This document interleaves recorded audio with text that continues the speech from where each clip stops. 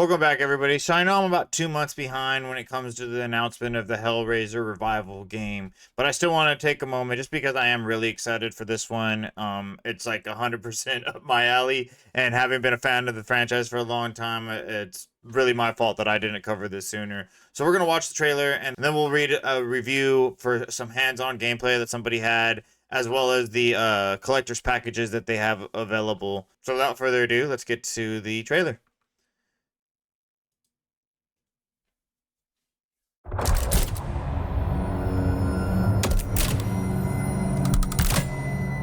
You have a void.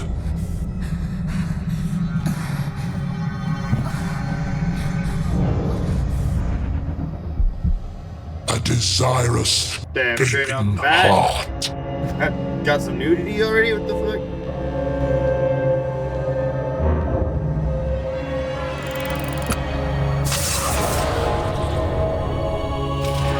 It thirsts for excruciating pleasure.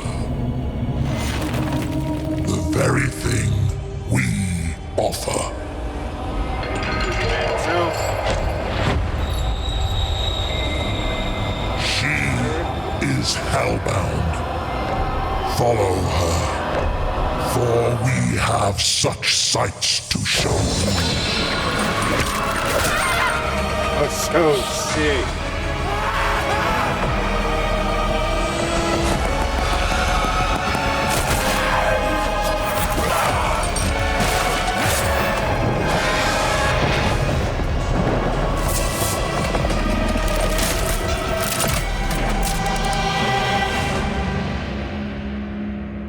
Dude, it looks amazing. The even just like it's so nice to see that they're not gonna like shy away from, you know what I mean, like the gore of everything. Like oh, this is gonna be so good. You know what I mean? Like some of these shots, it just looks so great. I dude, this is gonna be so much fun. We really are like getting to like peak horror games.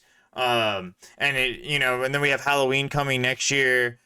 I seen somebody in the comments talk about all we need is a Nightmare on Elm Street game. You gotta be very delicate with how you approach that one, but that one would be, dude, so good. So on the website, it says experience the new chapter of the legendary horror series like never before. Clive Barker's Hellraiser revival takes first-person action horror survival in the next level. Play the story of Aiden, who must use the power of the mysterious puzzle box, the Genesis configuration, to help his girlfriend Sunny's escape from the otherworldly hellscape of the labyrinth.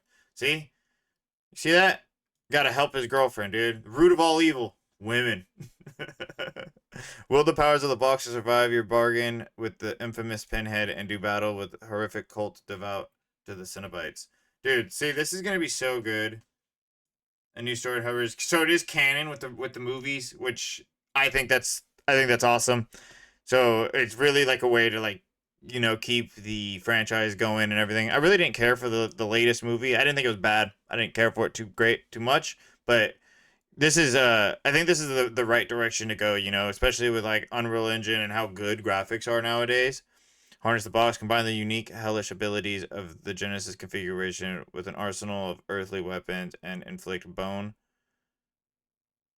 breaking flesh, searing pain, or is it pleasure? Well, and the Chatterer, dude, so sick. Take the hells, wretches, deviants, cultists, and even the most infernal priest in the story-driven horror survival game.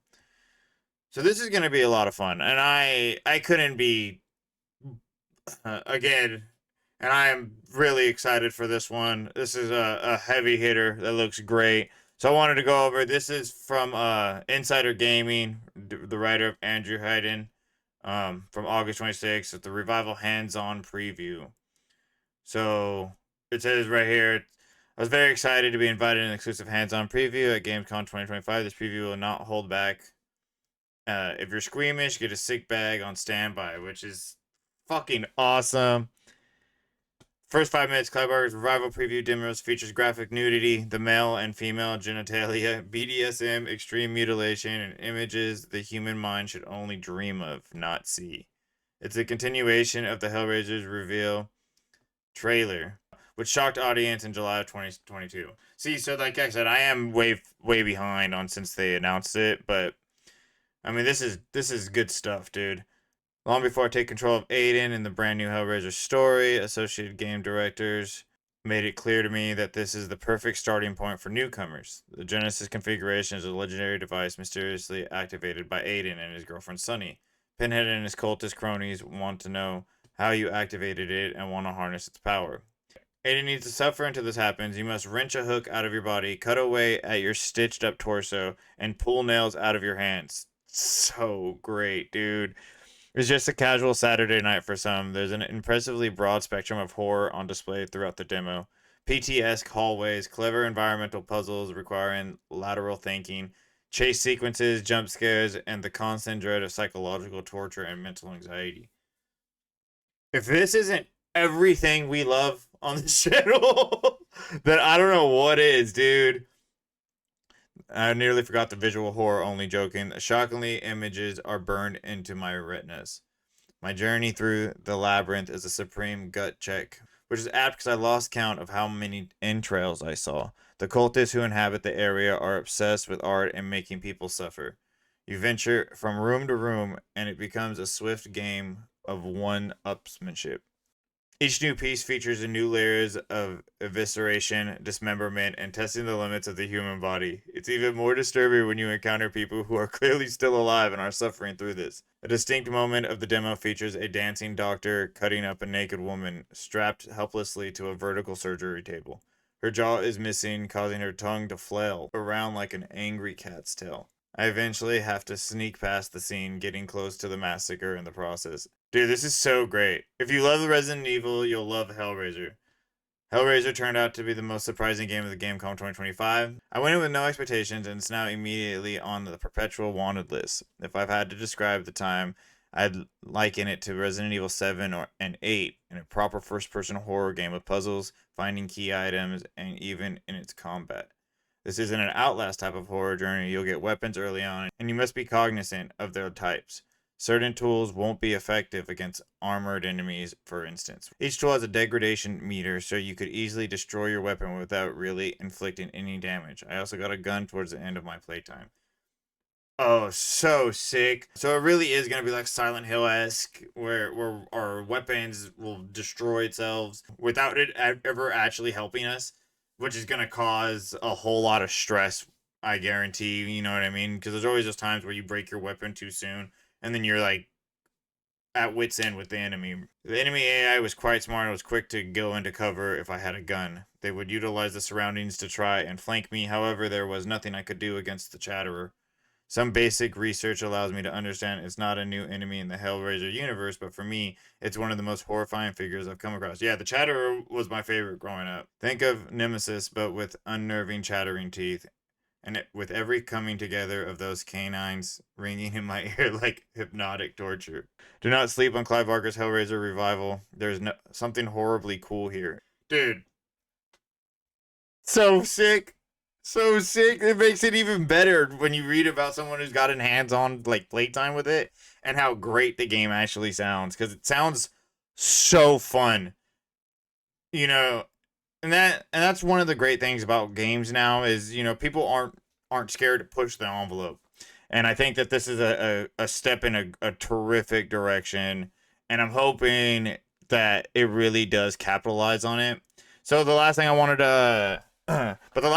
to cover was the collector's editions that they have for the game. So they have 3 editions, and this is where things get a little crazy because they're so expensive, right? Like $250 is ridiculous. Like, it's ridiculously expensive. They have the Cenobite Collector's Edition, the Leviathan's Collector Edition, and then the Genesis Collector's Edition. So this one I think is probably like what people would normally want to pay for it.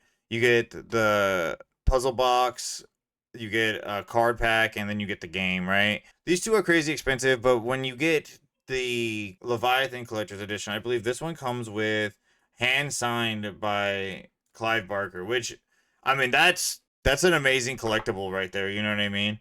It looks amazing. $250 is fucking steep for a game.